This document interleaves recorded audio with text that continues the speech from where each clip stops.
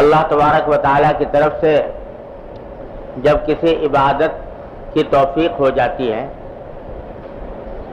تو بہت سے لوگوں کے دل میں یہ تردد رہتا ہے کہ پتہ نہیں یہ عبادت اللہ تبارک و تعالیٰ کی بارگاہ میں قبول ہوئی کہ نہیں ہوئی،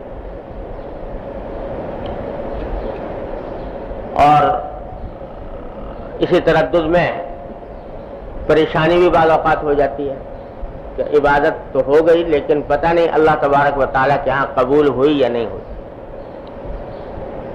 تو یہاں ایک علامت حضرت والا نے بیان فرمائی ہے جو بڑی امید افزا ہے۔ علامت یہ بیان فرمائی ہے کہ جب کسی ایک طاعت یا عبادت کو انجام دینے کے بعد دوبارہ اس کو انجام دینے کی توفیق ہو جائے تو سمجھو کہ پہلی والی قبول ہو گئی۔ ایک نماز پڑھی اور اللہ تبارک و تعالیٰ نے اس کے بعد دوسری نماز کی بھی توفیق دے دی تو سمجھو کہ پہلی نماز انشاءاللہ قبول ہو گئی۔ اور حضرت فرماتے ہیں کہ یہ جو میں علامت بتا رہا ہوں کہ ایک عبادت کو انجام دینے کے بعد جب دوبارہ اس کو انجام دینے کی توفیق ہو جائے تو وہ علامت ہے قبول کی، یہ کوئی قرآن و حدیث میں صراحتاً کہیں یہ بیان تو نہیں ہوا کہ حضور نے یہ فرمایا ہو یا قرآن میں آیا ہو کہ بھئی دوسری مرتبہ جب توفیق ہو گئی تو قبول ہو گیا، لیکن اللہ جل جلالہ کی سنت اور اللہ تعالیٰ کی وسعت رحمت پر نظر کرتے ہوئے یہ اصول سمجھ میں آتا ہے۔ اس واسطے کہ اگر پہلی عبادت قبول نہ ہوئی ہوتی تو دوبارہ اس عبادت کو انجام دینے کی توفیق نہ ملتی۔ یہ جو اللہ تعالیٰ دوبارہ حاضری کی توفیق دے رہے ہیں یہ اس بات کی علامت ہے کہ پہلی عبادت ان کی بارگاہ میں قبول ہو چکی۔ دیکھو اگر ایک شخص کو آپ نے اپنے گھر سے دھتکار دیا کہ بھئی تم یہاں مت آنا آئندہ، اور اس کو اپنے گھر میں داخل ہونے سے منع کر دیا، تو اب قاعدے کا تقاضا یہ ہے کہ اگر دوبارہ آئے وہ تو اس کو روک دیا جائے گا کہ بھئی تمہیں منع کیا جا چکا، اب چھوڑو قصہ۔ لیکن اگر دوسری مرتبہ آپ نے کوئی اس کے اوپر ممانعت عائد نہیں کی تو اس کا مطلب یہ ہے کہ آپ اس سے راضی ہو گئے، ورنہ اس کو آنے کا موقع نہ دیا جاتا۔ تو اسی طرح اگر ایک مرتبہ مسجد میں حاضری ہوئی نماز کے لیے مثلا، اگر اللہ تبارک و تعالیٰ کو منظور نہ ہوتا تو اور توفیق نہ ملتی، قبول نہ فرماتے تو دھتکار دیے جاتے العیاذ باللہ، پھر آنے کی توفیق نہ ہوتی۔ کتنے ہیں جو اللہ بچائے، اللہ تعالیٰ محفوظ رکھے، محروم ہیں اس سے کہ مسجد میں آنے سے یہ توفیق نہیں ہو رہی، روکا ہوا ہے اللہ تعالیٰ نے۔ کیوں روکا ہوا ہے؟ ان کی بدعمالیوں کی وجہ سے، ان کے غلط کاریوں کی وجہ سے روکا ہوا ہے، توفیق نہیں ہوتی اندر آنے کی۔ تو اللہ تعالیٰ جب یہ توفیق عطا فرما رہے ہیں اور بار بار عطا فرما رہے ہیں تو یہ اس بات کی علامت ہے کہ انشاءاللہ قبول ہے۔ اللہ تعالیٰ کی رحمت سے یہی امید رکھنی چاہیے کہ وہ قبول فرما لی انہوں نے۔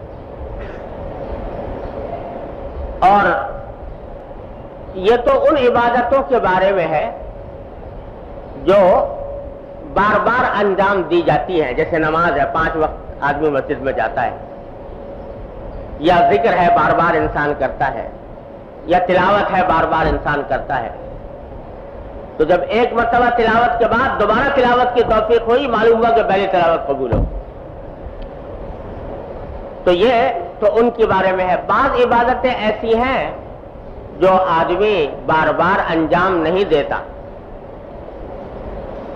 نہ دینے کا موقع ہوتا ہے، جیسے حج ہے مثلا۔ اکثر و بیشتر لوگ وہ ہیں کہ جو زندگی بھر میں مشکل سے ایک ہی مرتبہ حج کر پائے. عمرہ ہے، شاذ و نادر کبھی زندگی میں موقع مل گیا کسی کو، بہت کم لوگ ہیں جن کو بار بار حاضری کا موقع ملتا ہے. تو وہاں قبولیت کی علامت یہ ہے کہ اس عبادت کی انجام دہی کے بعد اگر اللہ جل جلالہ کی طرف توجہ زیادہ ہو گئی اور شوق بڑھ گیا اور معاصی سے بچنے کی فکر اور گناہوں پر ندامت پہلے سے زیادہ ہو گئی تو علامت ہے کہ انشاءاللہ حج بھی قبول ہے، عمرہ بھی قبول ہے. یہ قبولیت کی علامت ہے، کیونکہ بزرگوں نے فرمایا کہ جو طاعت اللہ تبارک و تعالیٰ کی بارگاہ میں قبول ہو جاتی ہے تو پھر اللہ تبارک و تعالیٰ یا تو دوبارہ توفیق عطا فرماتے ہیں اس کی، یا کم از کم اس کا شوق بڑھا دیتے ہیں، پہلے سے زیادہ اس عبادت کا شوق ہو جاتا ہے اور اس عبادت کے نتیجے میں اللہ جل جلالہ کی طرف دھیان، رجوع الی اللہ، اللہ تعالیٰ کی طرف رجوع بڑھ جاتا ہے. اور اگر گناہوں سے اجتناب پہلے کے مقابلے میں زیادہ ہو جائے، تقویٰ بڑھ جائے، تو یہ اور زیادہ واضح علامت ہے اللہ تعالیٰ کے ہاں سے قبول ہونے کی. قرآن کریم نے روزوں کے بارے میں فرمایا یا ایھا الذین آمنوا کتب علیکم الصیام کما کتب علی الذین من قبلکم لعلکم تتقون. روزے تم پر فرض کیے گئے ہیں، کیوں؟ تاکہ تمہارے اندر تقویٰ پیدا ہو. تو اگر روزوں کے بعد تقویٰ پیدا ہو رہا ہے اور گناہوں سے اجتناب پہلے سے زیادہ ہو رہا ہے، یا کم از کم اس کی فکر بڑھ گئی ہے، اور اگر کبھی گناہ سرزد ہوتا ہے تو ندامت پہلے سے زیادہ ہوتی ہے اور اللہ تعالیٰ کی طرف رجوع کرنے کی توفیق ہوتی ہے استغفار اور توبہ کے ذریعے، تو انشاءاللہ یہ ساری علامتیں اس بات کی ہیں کہ وہ عبادت روزے کی یا حج کی قبول ہو گئی اللہ کے. تو اور پھر ہمارے حضرت والا فرمایا کرتے تھے، ایک مرتبہ ایک بزرگ سے کسی نے کہا کہ حضرت میں کچھ ٹوٹی پھوٹی عبادت کر تو لیتا ہوں لیکن پتہ نہیں چلتا کہ قبول ہے اللہ تبارک و تعالیٰ کے ہاں یا نہیں ہے. تو ڈر لگا رہتا ہے، دعا فرما دیجئے کہ اللہ تعالیٰ قبول فرما لے، اور شک میں رہتا ہوں کہ پتہ نہیں اللہ کے ہاں قبول ہوئی کہ نہیں ہوئی. تو ان بزرگ نے جواب میں کہا کہ بھئی کیوں شک میں رہتے ہو؟ کیا اللہ تعالیٰ کو تمہارے سے دشمنی ہے کہ قبول نہیں کریں گے؟ تم عبادت کر رہے ہو، اللہ تعالیٰ دشمنی میں تمہاری قبول نہیں کریں گے. اللہ تعالیٰ سے ایسا گمان کیوں رکھو؟ اللہ تبارک و تعالیٰ سے گمان وہ رکھو جو اللہ تعالیٰ کی شان کے مطابق ہے، اس کی رحمت کے شان کے مطابق ہے. اور حضرت یہی فرما رہے ہیں اس میں کہ ہمیشہ اللہ تبارک و تعالیٰ کے ساتھ اچھا گمان رکھا کرو. اور یہ حدیث بھی نقل فرمائی اس ملفوظ میں کہ لا يموت احدکم الا هو يحسن الظن به، کسی کو موت نہ آئے تم میں سے مگر اس حالت میں جب کہ وہ اللہ تبارک و تعالیٰ سے اچھا گمان رکھنے والا ہو. یہ گمان رکھے کہ اللہ تبارک و تعالیٰ میرے ساتھ رحمت کا معاملہ فرمائیں گے، اور جو کچھ ٹوٹی پھوٹی عبادت کرنے کی توفیق ہو رہی ہے تو وہ قبول فرمائیں گے انشاءاللہ. ہمارے حضرت والا فرمایا کرتے تھے کہ ارے بھائی تم اپنی طرف کیوں دیکھتے ہو؟ ہوتا کیا ہے کہ مایوسی یا تردد پیدا ہوتا ہے اس بات سے کہ بھئی جو ہم نے نماز پڑھی، کیسی نماز پڑھی، دل کہیں، دھیان کہیں، دماغ کہیں، خیالات ہزار طرح کے آ رہے ہیں اور نماز بھی ہو رہی ہے. تو یہ نماز جو ہم پڑھ رہے ہیں تو در حقیقت یہ اس لائق نہیں ہے کہ بارگاہ الہی میں پیش کی جائے، لہذا تردد ہے. جب اپنی نماز کے حالات کو دیکھتے ہیں تو تردد پیدا ہوتا ہے کہ ایسی نماز جو ہم پڑھ رہے ہیں وہ بارگاہ الہی میں پیش کرنے کے لائق نہیں. جب پیش کرنے کے لائق نہیں تو پھر قبول کیسے ہوگی؟ تو ہمارے حضرت والا قدس اللہ تعالیٰ سرہ فرماتے ہیں کہ ارے میاں، اپنے حالات کا مراقبہ کرنا چھوڑو اور اللہ جل جلالہ کی رحمت کا مراقبہ کرو. بے شک تمہاری نماز جو ہے، اپنی نماز ہمارے لحاظ سے اگر دیکھو تو وہ کسی طرح بھی اللہ جل جلالہ کے شایان شان ہے ہی نہیں. یہاں تک کہ پورے آداب کے ساتھ، پوری شرائط کے ساتھ، پوری رعایتوں کے ساتھ بھی اگر پڑھ لیں، بالکل ٹھیک بھی پڑھ لیں، تب بھی اللہ تعالیٰ کے شایان شان تو وہ بھی نہیں. جب نبی کریم سرورت عالم صلی اللہ علیہ وسلم فرما رہے ہیں کہ ما عبدناک حق عبادتک ما عرفناک حق معرفتک، اے اللہ آپ کی عبادت کا حق ہم سے ادا نہ ہوا، اے اللہ آپ کی معرفت کا حق ادا نہ ہوا. جب وہ فرما رہے ہیں، سرکار دو عالم صلی اللہ علیہ وسلم فرما رہے ہیں، تو کون ہے جو باری تعالیٰ کی عبادت کا حق ادا کر دے؟ کوئی ہے جو حق ادا کر سکے آپ کے بعد؟ تو اپنے لحاظ سے اگر دیکھو تو بے شک ہماری نماز میں، ہماری عبادتوں میں نقائص ہی نقائص ہیں، اور وہ بارگاہ الہی کے شایان شان نہیں.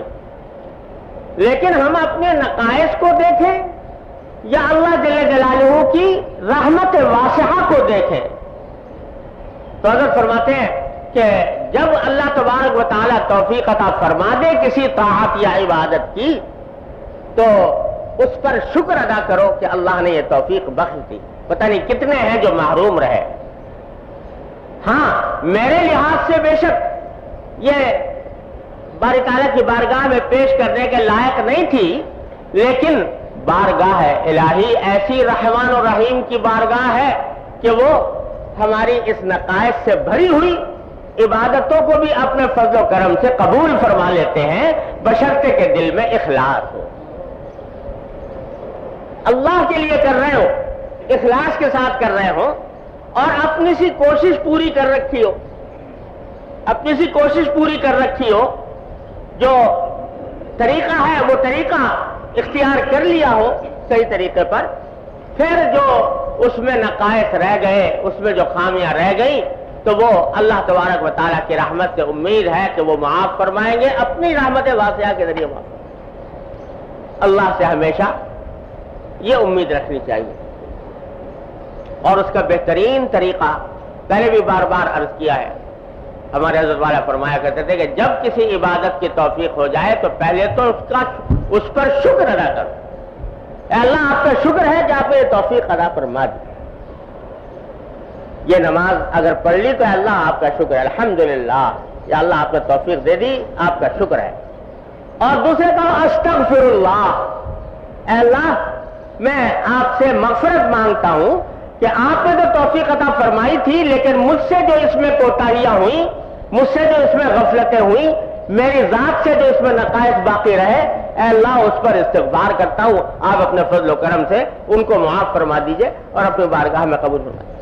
جئناک ببضاعۃ مزجاۃ فاوف لنا الکیل وتصدق علینا، اے اللہ یہ کھوٹی پونجی لے کر آیا ہوں. بضاعۃ مزجاۃ، کھوٹی پونجی لے کر آیا ہوں، یہ اس قابل تو نہیں کہ آپ کی بارگاہ میں پیش کی جا سکے، لیکن فاوف لنا الکیل وتصدق علینا، لیکن آپ اپنی طرف سے اس کا اپنی رحمت سے ہمیں بھرپور صلہ عطا فرما دیجئے، صدقہ عطا فرمائیے ہم کو. یہ کہو اللہ تبارک و تعالیٰ سے. تو جو عبادت بھی انجام دینے کے توفیق ہو جائے، دو کام کر لو، شکر ادا کرو، استغفار کرو. تو وہاں تو اللہ تبارک و تعالیٰ کے ہاں جو ہے وہ کھوٹی پونجی بھی اگر اخلاص کے ساتھ پیش کی گئی اور ان کے کہے ہوئے طریقے کے مطابق پیش کر دی گئی. یہ بات یاد رکھنا کہ یہ نہیں کہ سنت کے خلاف کرنے کا اہتمام کرو. نہیں، سنت کے مطابق جو طریقے ہیں وہ انجام دے لیے، اپنی سی کوشش پوری کر لی، اخلاص کے ساتھ کر لی، بس پھر اللہ کی رحمت پر بھروسہ رکھو کہ انشاءاللہ ضرور قبول ہو۔